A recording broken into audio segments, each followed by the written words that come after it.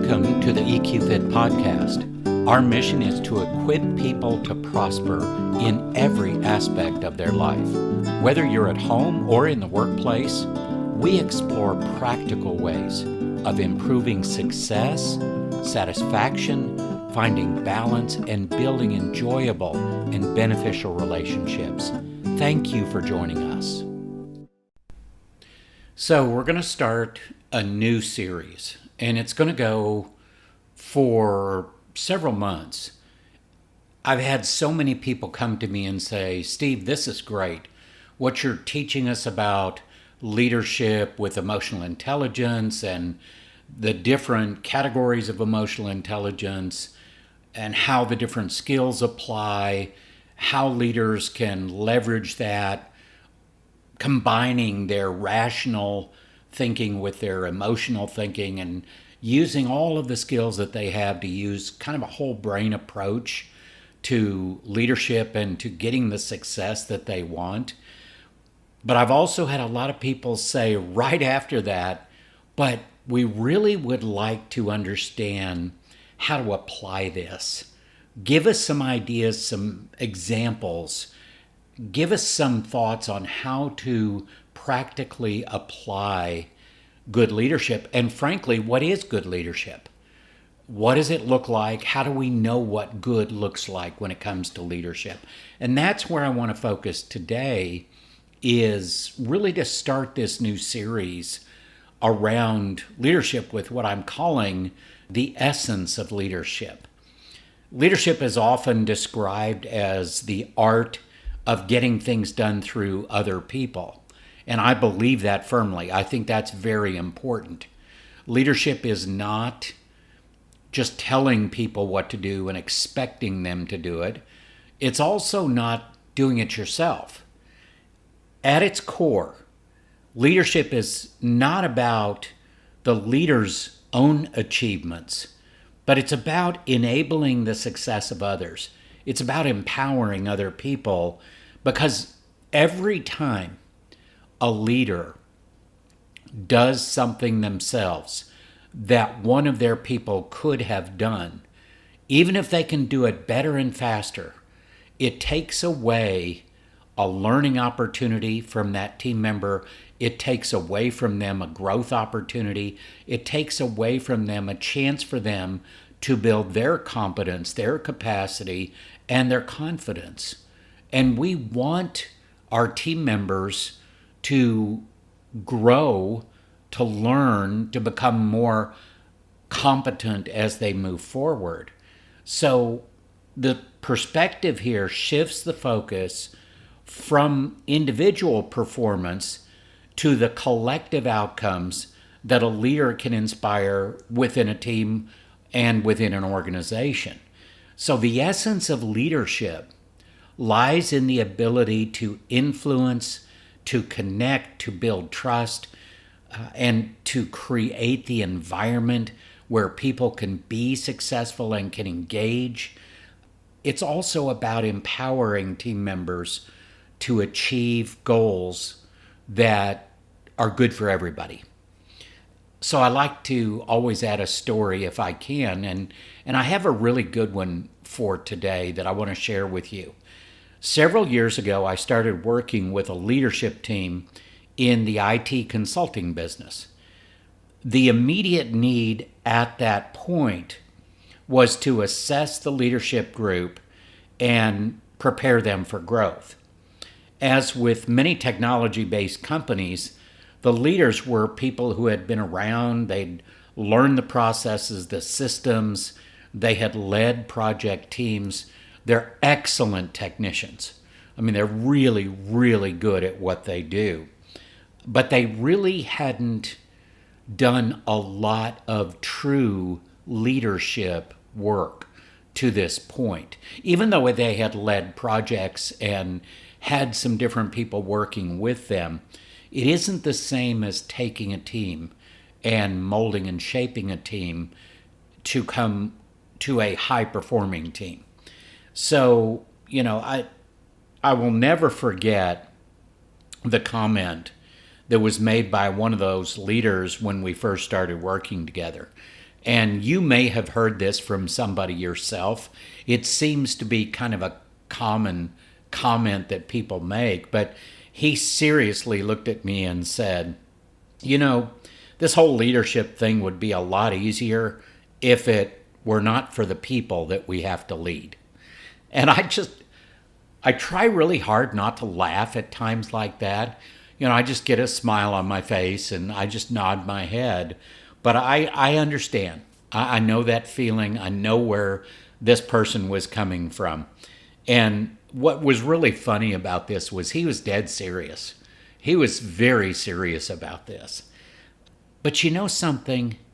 There's a lot of insight in that comment. And that's what I want to break down in this story for you.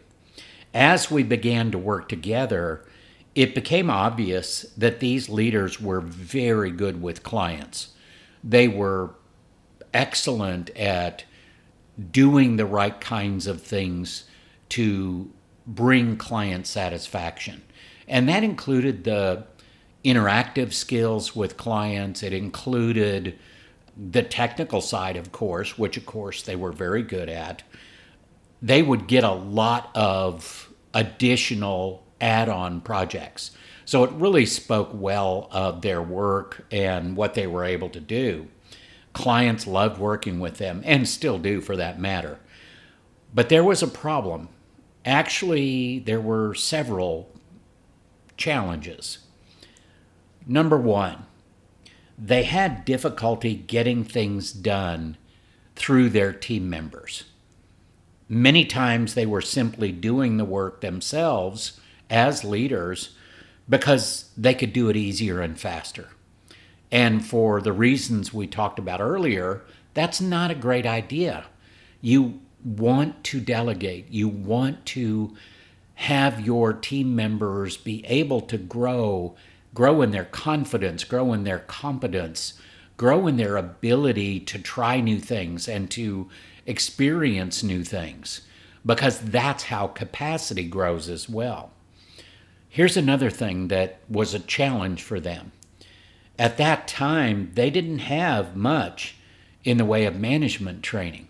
I mean, these are highly gifted people in the area of technology and IT, but there wasn't really a lot of management training in their background or experience for that matter. They found it difficult to hold team members accountable. And that's a big deal. And I'm going to talk about accountability as a part of this series as far as practical leadership applications.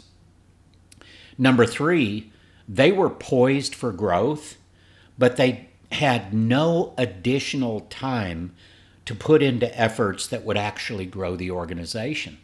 They were constantly busy, but a lot of that busyness was around things that other people could have been doing.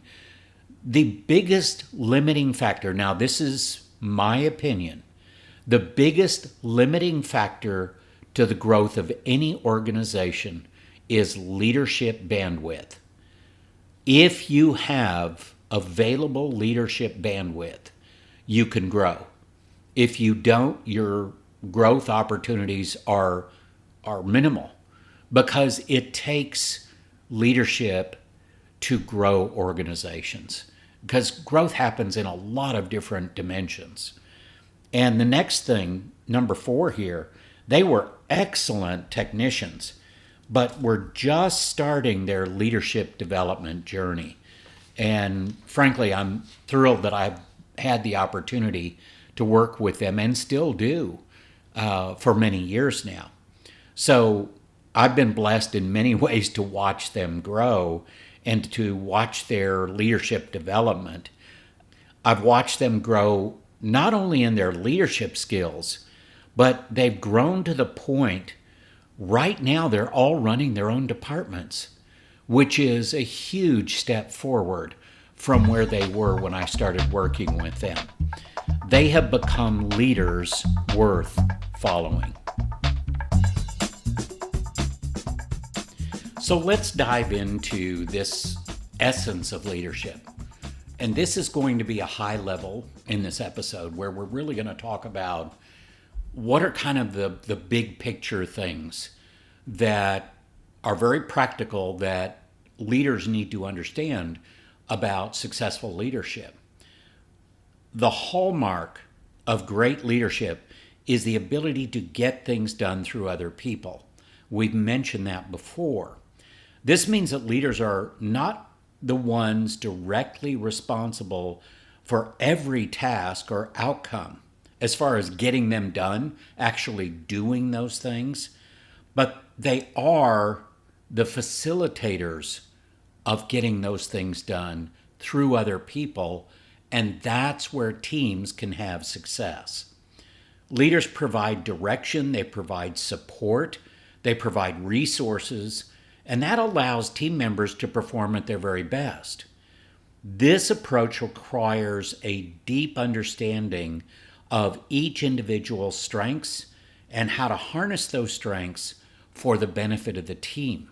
It also is an understanding of their gap areas and where they may need to develop as a team member.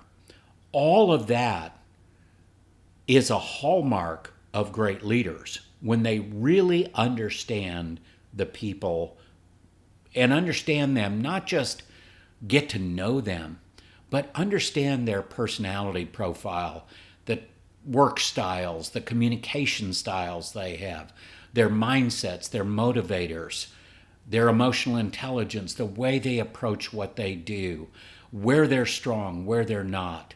All of that is data that leaders can use, and it's really easy data to gather.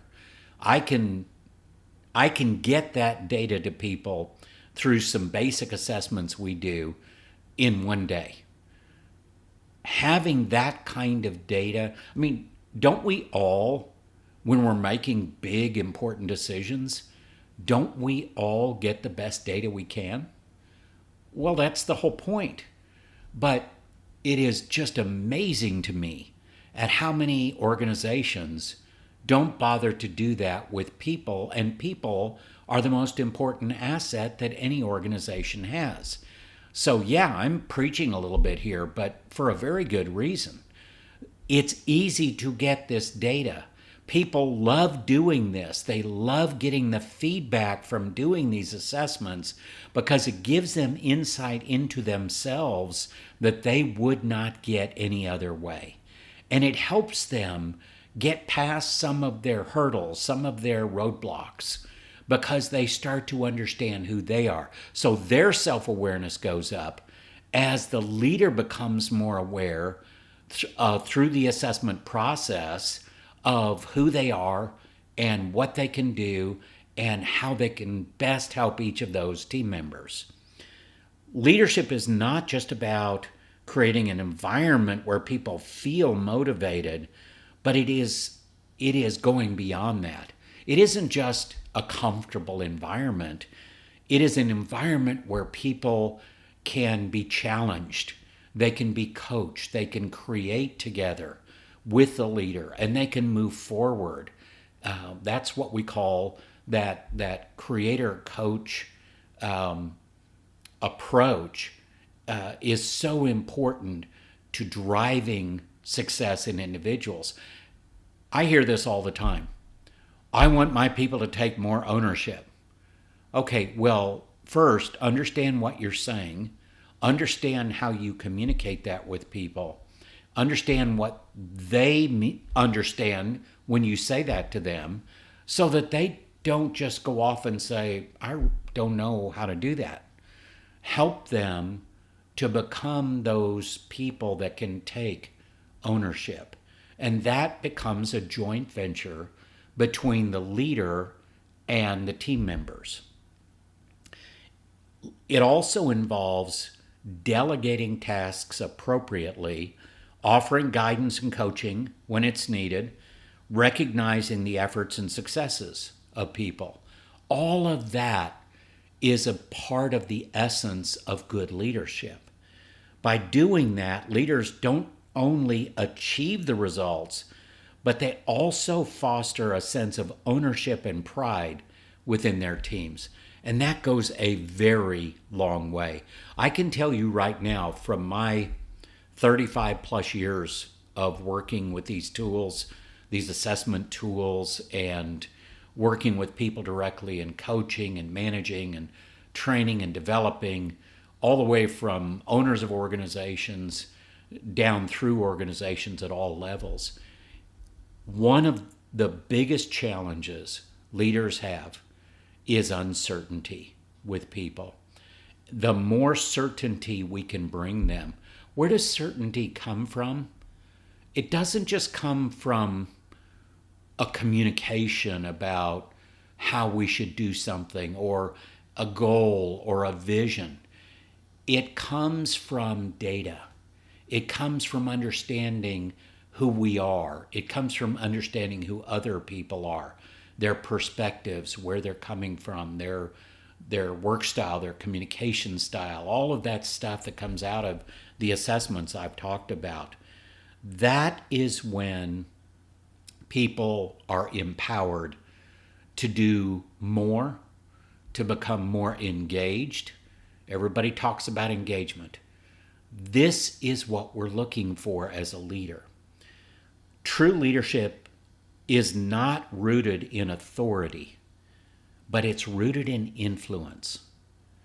You can tell somebody what to do. You can say, hey, I've got the big job and you need to do this. And well, that's fine. Good luck with that. You will get the minimum output through that process, unless the individual is just so highly self-driven that no matter how coarse the input, they're going to go ahead and do their best job because they're doing it for themselves. They've got an internal driver that's higher than most people, but that just isn't normal. So it isn't about authority, it's about influence. While authority can compel people, it's influence that drives genuine commitment, engagement, and I'm also going to say motivation. If you want to motivate your team, it's about influence. It's about engaging them and bringing them in through shared goals, through shared values. Leaders who rely solely on their position or their title, they can achieve some short-term results, sure. The problem with that is lasting success only comes from the ability to inspire and influence others, because otherwise you're constantly having to manage every single person. And people don't like micromanagement. People don't like to be micromanaged. And I know there's a lot of people out there who are leaders and owners who say, I don't micromanage. That's fine. That is a trigger word for so many people. Here's the reality. If you want the best work out of your employees, out of your team members, then inspire and influence them, motivate them, engage them, empower them, give them autonomy when it's appropriate. Don't just demand. You will get a much lower level of output if that's the approach. Now, influence is built on trust, it's built on respect, and it's built on credibility. Leaders who influence effectively do so by leading by example, communicating a clear vision, and demonstrating integrity in their actions. I can't tell you how important that is. If you are not perceived by your team members as someone with integrity, the trust levels are never going to go beyond a certain point. If you want to build trust so that you get the best out of every individual, then you need to have integrity. And a lot of that can come out of the emotional intelligence skill set that we've been talking about. They understand that people are more likely to follow someone they believe in rather than someone they simply have to obey. That's a big deal. Think about the pivot point there. The pivot point is, if I respect a leader, I want to put energy into doing a better job, doing my best. But if I don't respect them and it's all about obligation, I'll do what I have to do. That's human nature. Is it right or wrong? That doesn't really matter. What matters is the reality of knowing that. When you talk about this type of leadership, it fosters a culture of collaboration and innovation where team members feel valued, they feel empowered to contribute their ideas and efforts. One of the worst things you can do as a leader is to shut people down. Now, there will be a time in crisis where you need to say to people, I just need you to do this. But here's the deal. You have to build connection and trust ahead of that time so that you have enough influence in your influence bank account that when you have to say that, just do what I tell you to right now, they're going to respect you and trust you that you have a reason for that. But if you haven't built that trust and respect and connection that gives you influence ahead of time, you're not going to get the results you want. So part of this is also the emotional intelligence we've talked about. The cornerstone of effective leadership is emotional intelligence. It's critical to develop these skills because this is the way to do all of those things we talked about: connection, trust building, building respect, building a great environment where people can feel empowered and they can take ownership. All of that comes out of those skills of emotional intelligence that are so critical to a leader. Emotional intelligence is the ability to recognize, understand, and manage your own emotions as a leader, but also understand the emotions of other people.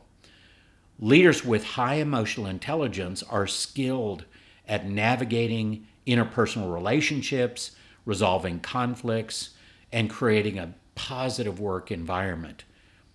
Leaders worth following are those who practice emotional intelligence every day. It's just like working out. You just do it every day.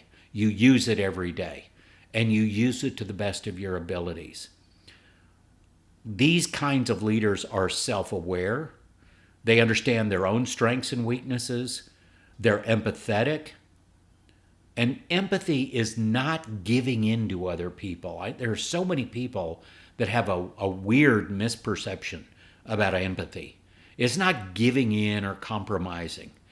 It is being willing to understand the feelings and perspectives of other people and to actively listen to them, even if what they say doesn't change your mind. But just the practice of active listening with people builds trust, builds connection, and increases influence.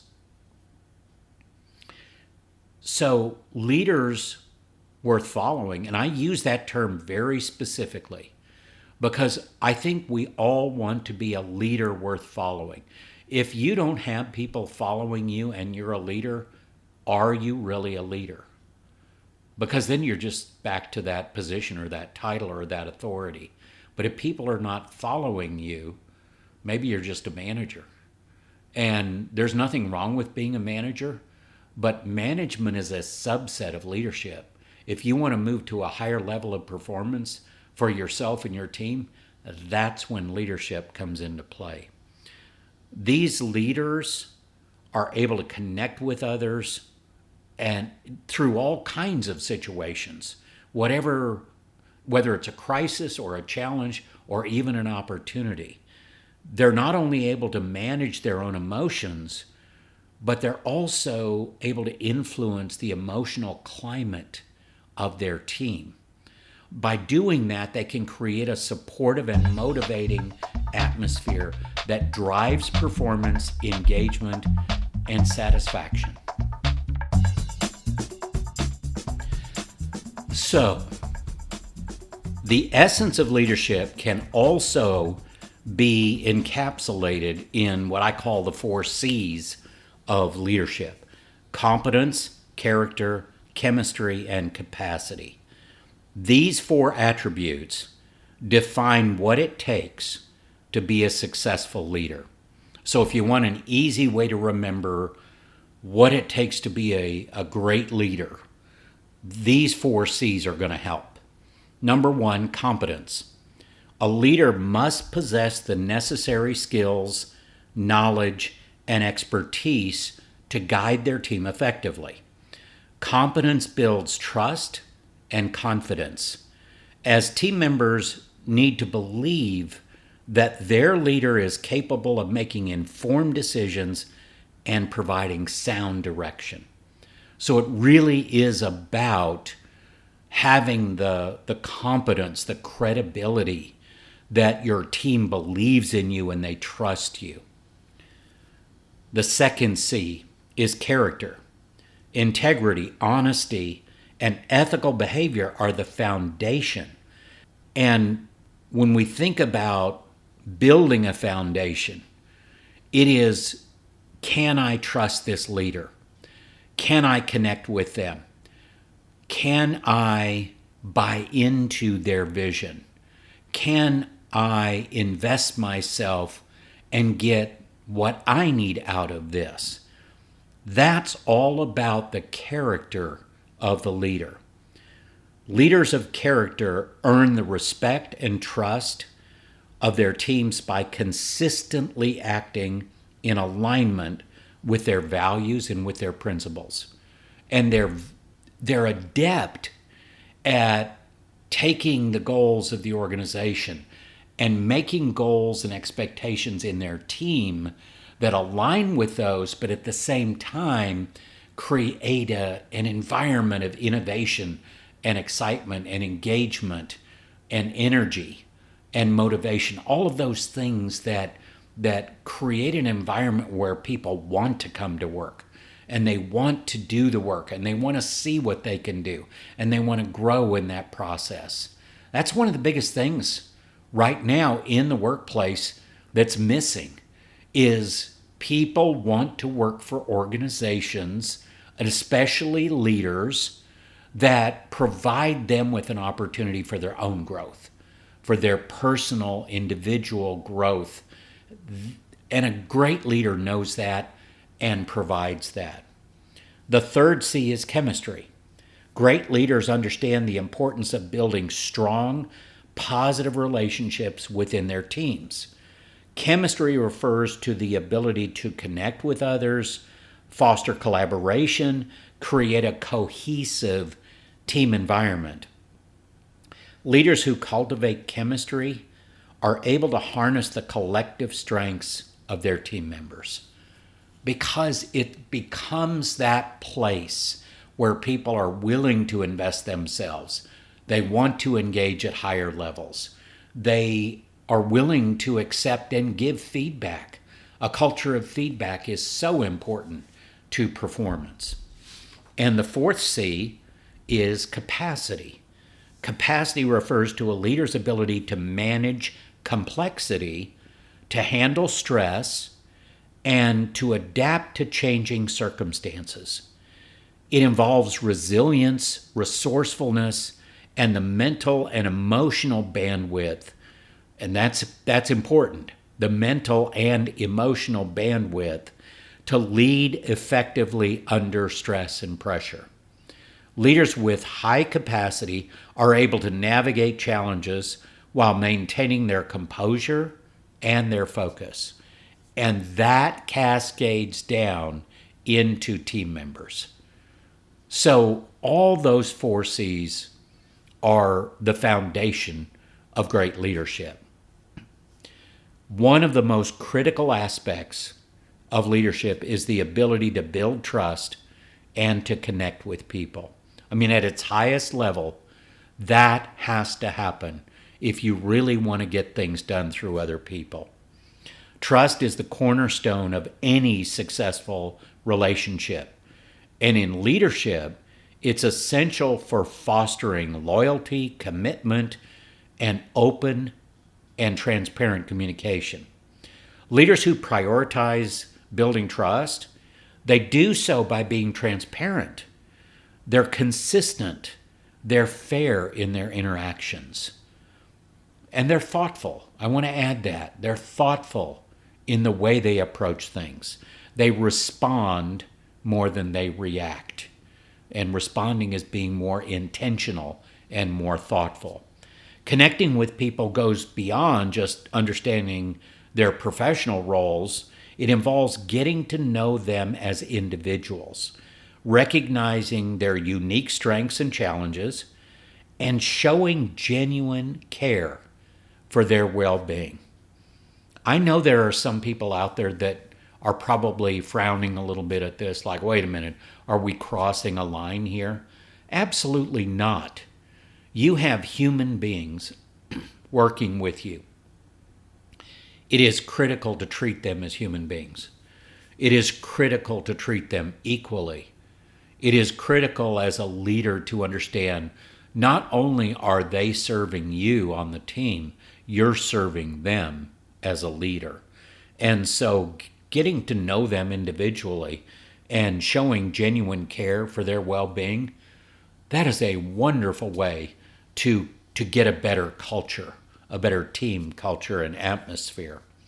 Leaders who excel in building trust and connection create an environment where team members, they feel valued, they feel like they're understood and they're heard, and they're motivated to contribute their very best efforts. And that's what we want. That's when work becomes fun. That's when we can get a lot of enjoyment and a lot of celebrations out of the wins that we get when we have that kind of an environment. So to close this out, the essence of leadership is not about holding a position of authority, but it's about influencing others. It's leading with emotional intelligence. It's fostering an environment where people can thrive and grow. Successful leaders are those who exemplify the 4 C's of leadership: competence, character, chemistry, and capacity. They are masters at building trust and connection, creating a culture of collaboration, and guiding their teams toward shared goals. As we continue to explore the nature of leadership in the episodes to come, all of these principles remain fundamental to what it means to be a leader worth following. And isn't that what we want as a leader? We want to be worthy of being followed. Thank you for joining us for this episode. If you have any questions about this week's episode, or maybe a suggestion for future episodes you'd like us to explore, please contact us through our website at eqfit.org.